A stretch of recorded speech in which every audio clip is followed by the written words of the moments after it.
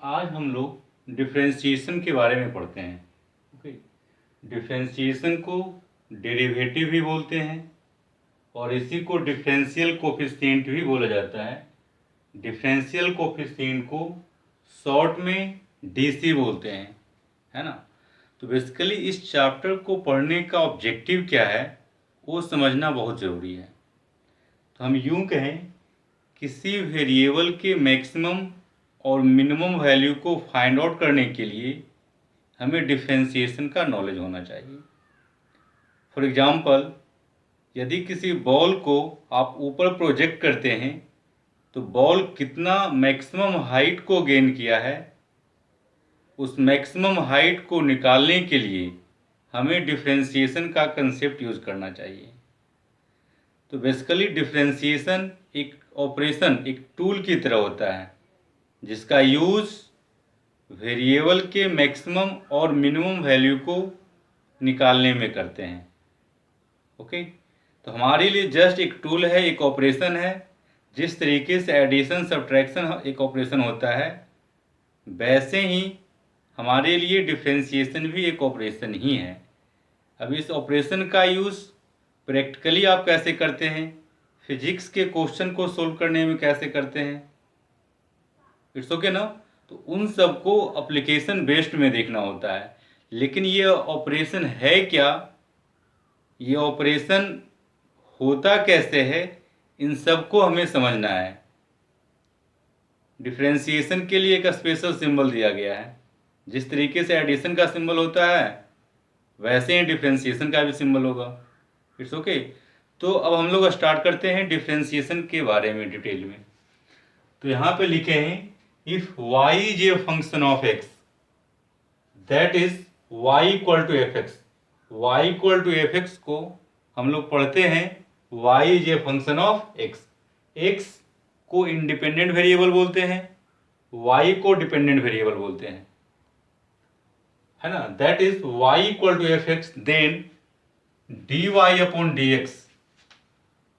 dy upon D X को हम लोग पढ़ते हैं differentiation of y with respect to x। कुछ स्टूडेंट को क्या लगता है कि यहाँ पे d और d दोनों में सेम है, इसको कैंसिल कर देंगे तो y अपॉन एक्स बचेगा, लेकिन ये तो एब्सर्ड बन जाएगा ना। ये बेसिकली हमारा एक सिंबल है। न्यूमरेटर में जो d के साथ होता है इसका डिफरेंशिएशन निकालते हैं, और डिनोमिनेटर में जो d के साथ होगा उसके रिस्पेक्ट में डिफरेंशिएशन निकालना होता है। तो होल को हम लोग पढ़ते हैं differentiation of y with respect to x, right ना। Differentiation of y with respect to x, ये पढ़ने का टेक्निक हुआ।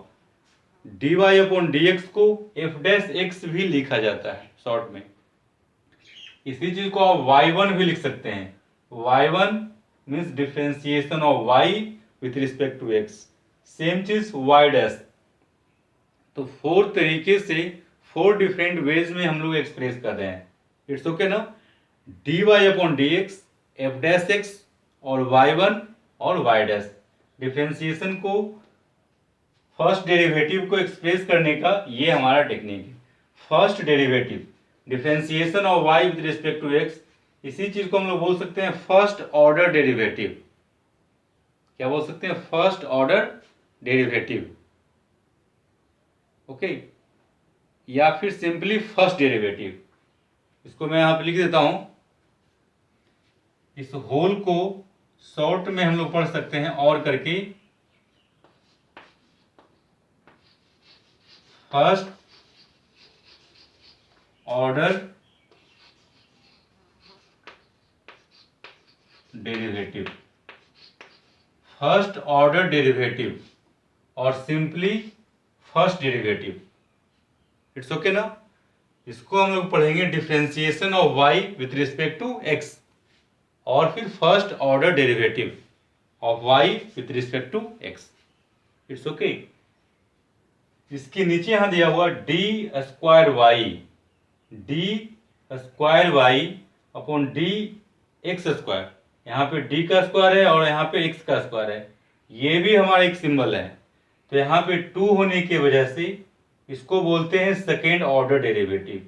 यहाँ पे जो डी का पावर है और यहाँ पे एक्स का पावर दोनों सेम होना चाहिए। तो ये जो सिंबल बता रहा है हमें सेकेंड ऑर्डर डेरिवेटिव और सिंपली सेकेंड डेरिवेटिव। यदि यहाँ पे 20 कर देंगे, डी का पावर 20 करेंगे तो नीचे में एक्स का पावर 20 हो जाएगा। It means 20th order derivative. Okay, यहाँ पे 5 कर देंगे, डी का पावर 5 तो यहाँ पे एक्स का power 5, D to the power 5 Y upon D X to the power 5। It means 5th order derivative. Means यहाँ जो आपको दिखाई देगा वो हम लोग का ऑर्डर होता है। It's okay. तो यहाँ पे तो 1 ही है ना, इसीलिए इसको बोलते हैं first order derivative. It's okay. और ये हमारा सेकेंड ऑर्डर डेरिवेटिव, इसको भी 4 वेज में एक्सप्रेस करेंगे। यहाँ 4 डबल डैश, ये स्लैश देना है आपको, राइट। 4 डबल डैश और y2 और y डबल डैश, इन सब के लिए कॉमन लिखा हुआ है if y equals to fx। y is a function of x, then first second third, ये सब एग्जाम्पल लिखे हैं समझने के लिए आपको, राइट। y2 और y dash, this is second order derivative with respect to x। It's okay. आगे बढ़ते हैं। यहाँ पे देखिए d का पावर 3 है, नीचे x का पावर 3 है। इट मीन्स ऑर्डर क्या हो गया 3, थर्ड ऑर्डर डेरिवेटिव। यहाँ पे ट्रिपल डैश, यहाँ पे y3, y का पावर यहाँ पे y ट्रिपल डैश। तो इस तरीके से आप इस सिंबल को समझने की कोशिश कीजिए। ये सिंबल क्या रिप्रेजेंट कर रहा है ना। फर्स्ट ऑर्डर डेरिवेटिव है, सेकेंड ऑर्डर डेरिवेटिव है, किसका डिफ्रेंसिएशन है, किसके रिस्पेक्ट में निकालना है। तो ऊपर में जो डी के साथ होगा उसका डिफ्रेंसिएशन, डिनोमिनेटर में जो डी के साथ होगा उसके रिस्पेक्ट में। इट्स ओके ना। आगे बढ़ते हैं। इस एग्जाम्पल को देखिए, D sine root tan theta upon D root tan theta लिखा हुआ है। It means differentiation of sine root tan theta with respect to root tan theta. ऊपर में जो डी के साथ है उसका डिफ्रेंसिएशन और नीचे में जो डी के साथ उसके रिस्पेक्ट में। तो मैं अगेन रिपीट कर रहा हूं, differentiation of sine root tan theta with respect to root tan theta. इसको देखिए, ऊपर में डी के साथ cos x है तो cos x का डिफ्रेंसिएशन और नीचे में डी के साथ x है, x के रिस्पेक्ट में। So this is read as differentiation of cos x with respect to x। यहाँ पे देखिए differentiation of 4 to the power x with respect to x। ये सब पढ़ने का टेक्निक है ना। सिंबल की बात कर रहे हैं हम लोग। इसके बाद इन सब का डिफ्रेंसिएशन निकालेंगे कैसे, उसके लिए डिफरेंट फंक्शंस लेना होता है। Okay, algebraic function, exponential function, log function, inverse function, trigonometric function and so on. इन सब का डिफ्रेंसिएशन हम लोग 1 बाय 1 करके पढ़ते हैं। सो आगे देखिए।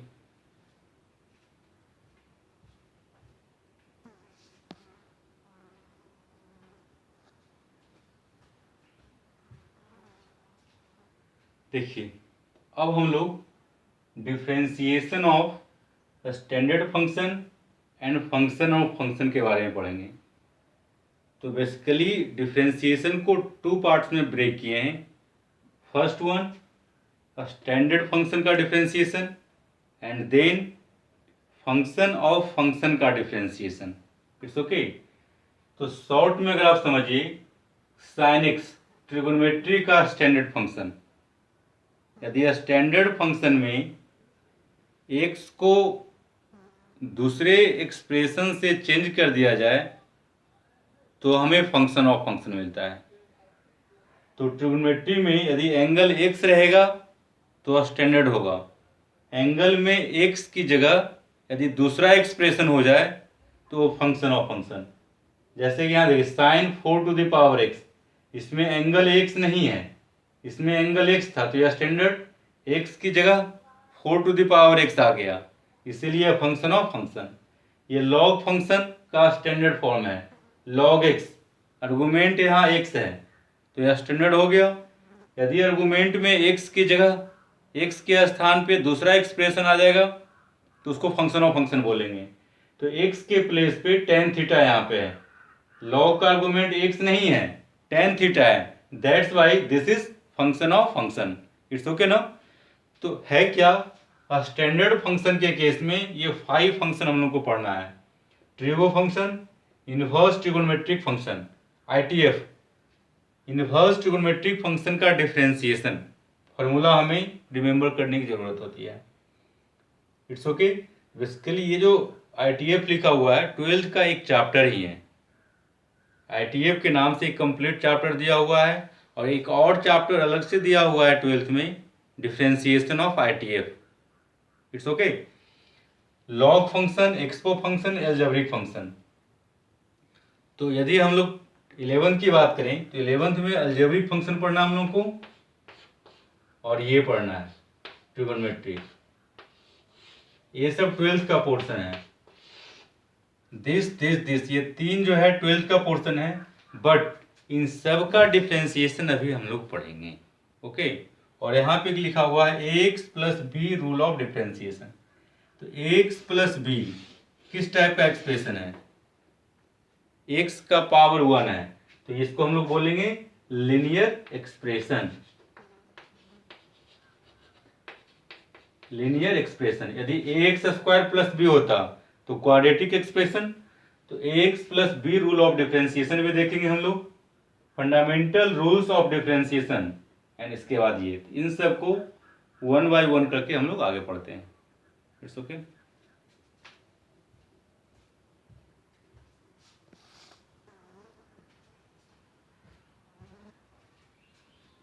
तो हम लोग स्टार्ट करते हैं डिफरेंशिएशन ऑफ ट्रिगोनोमेट्रिक फंक्शन।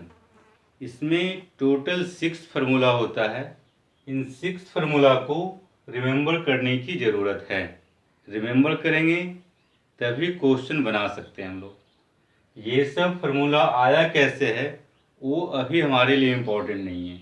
जब पूरा कंप्लीट हो जाएगा तब ये सब चीज़ें समझ में आएगा, लेकिन उसके बावजूद भी उन सब चीज़ों का एग्जामिनेशन पॉइंट ऑफ व्यू से इम्पोर्टेंस नहीं है ना।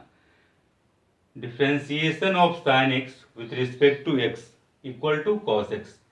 इसके लिए इसको बोलते हैं फर्स्ट प्रिंसिपल ऑफ डिफरेंशिएशन, जो कि लिमिट के हेल्प से ये प्रूव किया जाता है, जिसको कि हम लोग लास्ट में पढ़ेंगे। It's okay. तो differentiation of sine X with respect to X equal to cos X. Second formula है differentiation of cos x with respect to x equal to minus sin x. Differentiation of sec x with respect to x equal to sec x into tan x। इस तरीके से total 6 formula को remember करेंगे आप।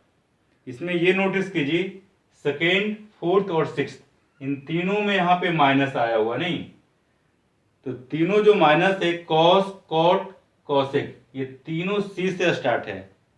सी से तीनों start है, cos, सी से कॉस, सी से कॉट, सी से cosec. Cos x, cot x and cosec x का डिफरेंशिएशन भी माइनस साइन आएगा, राइट। कॉस एक्स का differentiation minus sine x, cot x का differentiation minus cosec square x, cosec x का differentiation minus cosec x into cot x. Exactly इसको आप remember करेंगे। It's okay. Firstly remember करेंगे तभी कुछ काम हम लोग का आगे बढ़ेगा। इसके बाद यहाँ पे देख रहे हैं X plus B rule of differentiation. ये पहले ही मैं बता चुका हूं कि X plus B linear expression है, क्योंकि एक्स का पावर वेरिएबल यहाँ पे एक्स है, ए और बी कांस्टेंट है, वेरिएबल का हाईएस्ट पावर 1 है, तो इसको डिग्री 1 हो गया। और जब डिग्री 1 होगा तो एक्सप्रेशन को लीनियर एक्सप्रेशन बोलते हैं।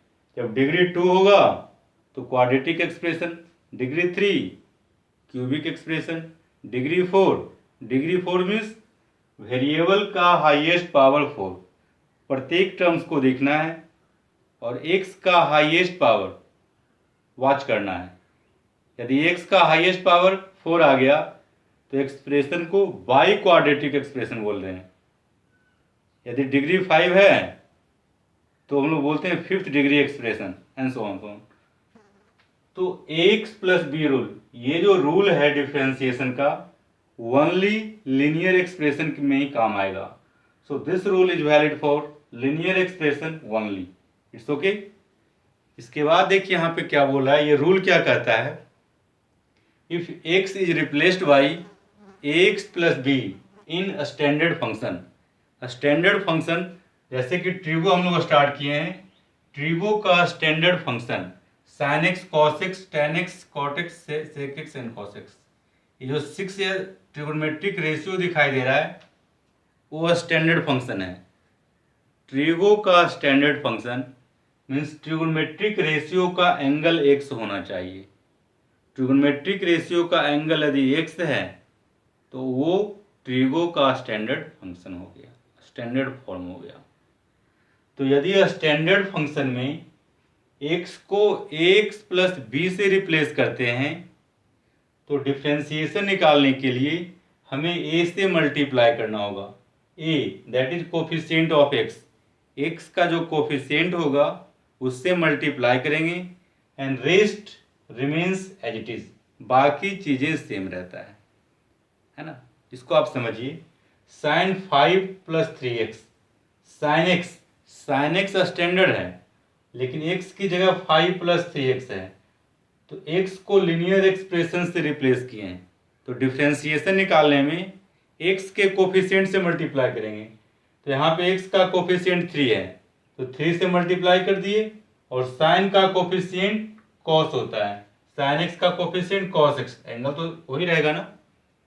तो साइन का डिफ्रेंसिएशन कॉस, तो जो एंगल है वहाँ पे उसको यहाँ रख दिए हैं, तो इसका डिफ्रेंसिएशन आ गया 3 cos 5 plus 3x। cos 4x का डिफ्रेंसिएशन, यहाँ पे x की जगह 4x है, ax प्लस b की बात करें तो b यहाँ पे 0 हो जाएगा, a का वैल्यू 4, तो x को ax प्लस b से रिप्लेस किए हैं तो a से मल्टीप्लाई करना होगा, x का कोफिशिएंट 4 मीन्स a का वैल्यू 4, तो 4 से हम लोग एक्सटर्नली मल्टीप्लाई कर दिए, और cos का डिफ्रेंसिएशन माइनस साइन एक्स, तो minus sine 4x means cos 4x का डिफ्रेंसिएशन माइनस 4 साइन 4x हो गया, राइट ना।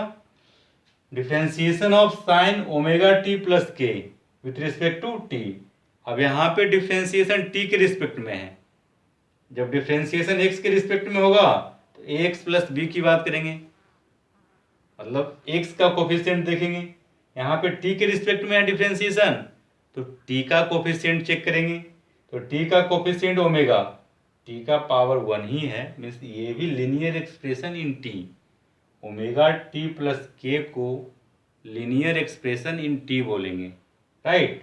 5 प्लस 3x को लीनियर एक्सप्रेशन इन x है, तो यहाँ पे t का कोफिशिएंट ओमेगा है तो ओमेगा से मल्टीप्लाई करेंगे, और साइन का डिफ्रेंसिएशन कॉस, तो कॉस ओमेगा टी प्लस के, ये आंसर आ गया। बेसिकली फिजिक्स में जब वेव पढ़ेंगे, साउंड वेव या लाइट वेव की बात करें तो उसमें ये डिफ्रेंसिएशन जरूर आता है, तो वहाँ पे डायरेक्टली आप आंसर कर सकते हैं एक्स प्लस बी रूल से। टी के रिस्पेक्ट में डिफ्रेंशिएट कर रहे हैं तो टी का जो कोफिशिएंट होगा वही ये होगा, तो यहाँ पे टी का कोफिशिएंट ओमेगा तो ओमेगा से मल्टीप्लाई कर दिए। Differentiation of tan 3 minus 5x, तो tan x का डिफ्रेंसिएशन सेक स्क्वायर x होता है, तो यहाँ पे x का कोफिशिएंट -5, तो -5 से multiply sec square 3 minus 5x, है ना। तो उम्मीद करते हैं कि आपको समझ में आ रहा होगा चीज़ें, तो इन सब से पहले फार्मूला रिमेंबर जरूर करोगे, राइट। अब इसके बाद हम लोग देखते हैं है क्या ना, बेसिकली वह स्टैंडर्ड फंक्शन ही देख रहे हैं, और ये जो ax प्लस बी दिख रहा है ये कहें तो फंक्शन ऑफ फंक्शन है हमारा, लेकिन ये डायरेक्टली इंस्टेंटेनियस बना रहे हैं आप, इसीलिए मैंने प्रत्येक स्टैंडर्ड फंक्शन के बगल में ax प्लस बी पे भी कुछ क्वेश्चन करवा रहे हैं, इट्स ओके। तो पहले स्टैंडर्ड फंक्शन का डिफ्रेंसिएशन देखिए, स्टैंडर्ड फंक्शन को पहचानिए आप कि साइन एक्स हमारा स्टैंडर्ड फंक्शन है, ट्रिगोनोमेट्रिक में यदि एंगल एक्स है तो वो स्टैंडर्ड फंक्शन होगा। किसके रिस्पेक्ट में डिफ्रेंसिएशन हो रहा है, यदि एक्स के रिस्पेक्ट में डिफ्रेंसिएशन हो रहा है और एंगल एक्स है तो स्टैंडर्ड हो जाएगा।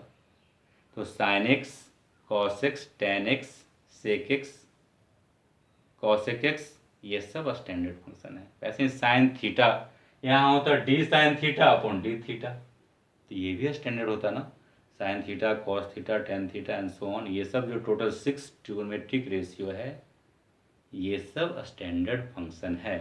तो स्टैंडर्ड फंक्शन को पहले पहचानना होगा, तभी डिफ्रेंशिएशन आप सीख सकते हैं। पहले फंक्शन पहचानिए, फार्मूला रिमेंबर हो, तब हम लोग रूल वगैरह का यूज अच्छे से कर सकते हैं। इट्स ओके ना, आगे बढ़ते हैं।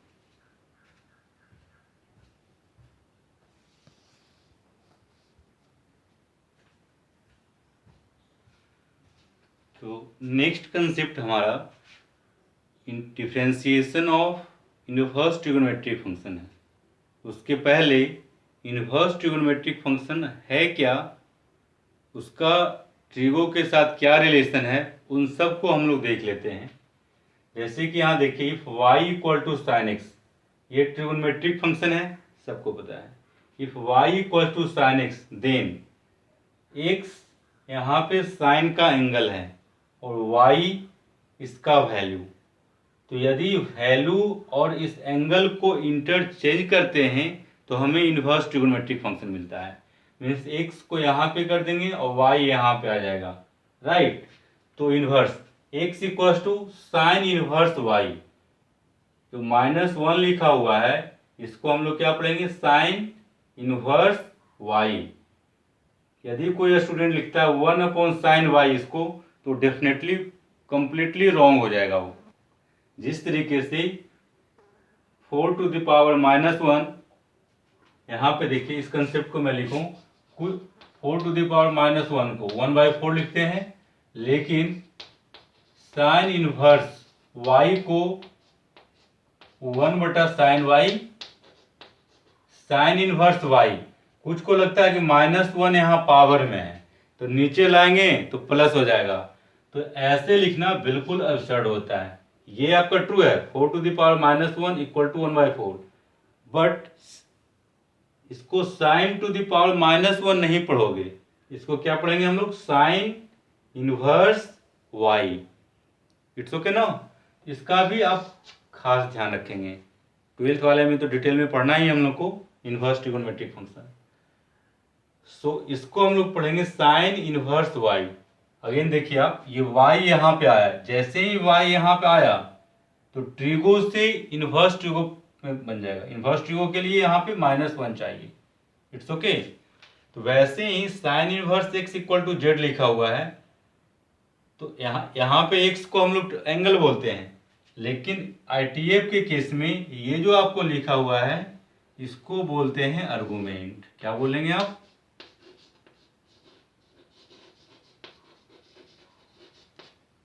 ये है हमारा आर्गुमेंट। आर्गुमेंट और ये वैल्यू दोनों को जब इंटरचेंज करेंगे तो ITF से ट्रिगो बन जाएगा। तो जैसे ही z यहाँ पे आया तो ये गायब हो जाएगा, तो z को जब यहाँ पे लाएंगे तो sine z equal to x। It's okay. तो trigo to ITF and ITF to trigo, ये समझने की जरूरत है। वो भी यहाँ पे शॉर्ट में मैं एक्सप्लेन कर रहा हूँ, है ना। डिटेल में पढ़ने के लिए ये 12th का जो चैप्टर है ITF, वहाँ पे हम लोग को पढ़ने की जरूरत है। For example, if sine π/4 equals to 1/√2, pi means 180 degree होता है, 180/4 मीन्स 45 डिग्री, तो साइन 45 डिग्री का वैल्यू 1/√2, तो ये ट्रिगोनोमेट्री है। यदि 1/√2 को यहाँ पे लाते हैं आप, तो क्या लिखना पड़ेगा, साइन इनवर्स 1/√2 का वैल्यू π/4, राइट ना। वैसे ही tan π/3 means 180/3 60 degree, tan 60 degree लिखा हुआ है, ये इक्वल टू √3 होता है। तो √3 को यहाँ पे लाएंगे तो ITF, तो tan इनवर्स √3 का वैल्यू π/3 हो जाएगा। Question, find tan inverse 1। tan inverse 1 का वैल्यू क्या होगा, तो 1 किस एंगल का tan होता है ये पता करना है। तो 1 आपको पता है कि tan 45 डिग्री होता है, तो यहाँ पे आप लिख दिए tan 45 degree π/4। tan inverse tan, ये ITF और ये ट्रिगो, जब ये दोनों सेम नेचर का होगा तो यहाँ जो एंगल है वही हमारा आंसर हो जाता है। ये ट्रिगो ITF का formula, tan inverse tan x, cos inverse cos x, sin inverse sin x। तो यहाँ पे ये और ये दोनों सेम नेचर का है ना। ये ITF है और ये ट्रिगो, लेकिन साइन में ही है और ये भी साइन में है, तो जो यहाँ पे एंगल होगा वही आंसर हो जाएगा।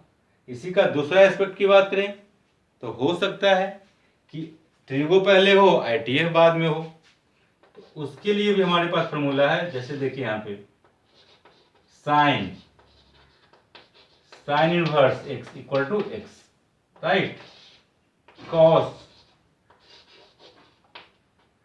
Cos inverse X equal to X. तो इसमें ट्रिगो पहले, ITF बाद में आ गया। तो कोई पहले हो उससे फर्क नहीं पड़ता है, दोनों सेम नेचर का होना चाहिए। यदि कॉस है और यहाँ पे टेन इनवर्स रहेगा तब यहाँ पे एक्स आप नहीं लिख सकते हैं। Cos tan inverse X not equal to X, क्योंकि दोनों डिफरेंट है। तो ये 12th का हमारा फॉर्मूला है।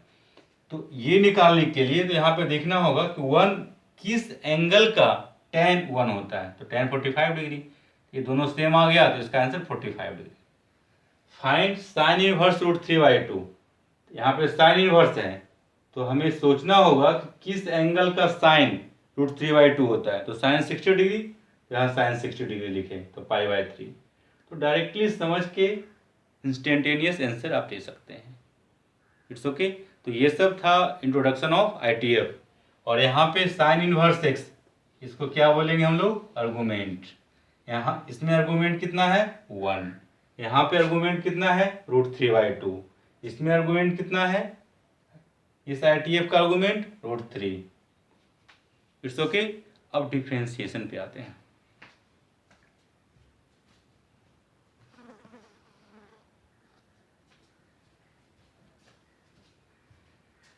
यहाँ पे differentiation of inverse trigonometric function का ये टोटल 6 फार्मूला दिया हुआ है।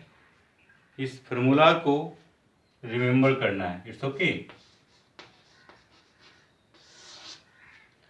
तो साइन इनवर्स एक्स का डिफ्रेंसिएशन 1/√1 - x²। और इसका जब डिफ्रेंसिएशन देख रहे हैं कॉस इनवर्स एक्स का, तो देखिए दोनों केवल अपोजिट साइन का है। इसमें भी वैसा ही सिचुएशन है, cos inverse x, cot inverse x and cosec inverse x, इन तीनों में माइनस है। It's okay. लेकिन ये ध्यान दीजिए, इन दोनों का साइन इनवर्स एक्स का एंड कॉस इनवर्स एक्स का डिफ्रेंसिएशन केवल माइनस का फर्क है। Tan inverse x, cot inverse x, दोनों का डिफ्रेंसिएशन सेम है, केवल यहाँ पे माइनस का difference. Sec inverse x and cosec inverse x का डिफ्रेंसिएशन भी सेम ही है, फर्क केवल इस माइनस का। तो कॉसेक इनवर्स एक्स का डिफ्रेंसिएशन -1/mod x√x² - 1। कुछ बुक्स में केवल यहाँ पे x लिखता है, -1/x√x² - 1। लेकिन यदि करेक्ट की बात करूँ मैं, तो mod x यहाँ पे होना चाहिए। तो आप लोग इसी फैशन में रिमेंबर करेंगे, इसी स्टाइल में आपको रिमेंबर करने की ज़रूरत है। तो टोटल 6 फार्मूला है। यदि ITF में AX + B रूल का यूज करें तो देखिए इन सब क्वेश्चंस को आप लोग। Differentiation of tan inverse 2 - 3x। तो tan इनवर्स x का डिफ्रेंसिएशन 1/1 + x² होता है। जो भी आर्गुमेंट होगा उसका स्क्वायर, 1/1 + x²। लेकिन यहाँ पे x की प्लेस पे लीनियर एक्सप्रेशन AX + B है, तो हमें A से मल्टीप्लाई करना होगा। तो x का कोफिशिएंट -3, तो -3 से पहले मल्टीप्लाई करेंगे, तो -3 से मल्टीप्लाई कर दिए, बाकी चीज़ें सेम रहेगा। मीन्स 1/1 + x² रहेगा, तो 1/1 + इसका स्क्वायर है ना, इसका मीन्स ये आर्गुमेंट का स्क्वायर। यहाँ पे जो भी आर्गुमेंट रहेगा, जो भी मतलब क्या, जो भी मीन्स लीनियर एक्सप्रेशन, यहाँ पे लीनियर एक्सप्रेशन रहेगा तभी ये रूल हम लोग काम करते हैं, ध्यान दीजिएगा। सेक इनवर्स 2 + x, तो यहाँ पे x का कोफिशिएंट +1 है ना, तो 1 से मल्टीप्लाई करो, एक ही बात है। तो सेक इनवर्स x का डिफ्रेंसिएशन 1/mod x√x² - 1 होता है। तो 1/mod x की जगह 2x + x √2x + x का होल स्क्वायर -1। क्लियर है। कॉस इनवर्स 2 + 5x का डिफ्रेंसिएशन x के रिस्पेक्ट में, तो यहाँ पे x का कोफिशिएंट 5 है, तो 5 से फर्स्टली मल्टीप्लाई। और कॉस इनवर्स x का डिफ्रेंसिएशन देखिए -1/√1 - x², तो -1/√1 - इस आर्गुमेंट का स्क्वायर। It's okay. तो इस तरीके से स्टैंडर्ड फंक्शन में AX + B रूल का हम लोग यूज कर रहे हैं। It's okay. इसके बाद हम लोग देखते हैं डिफ्रेंसिएशन ऑफ लॉग फंक्शन।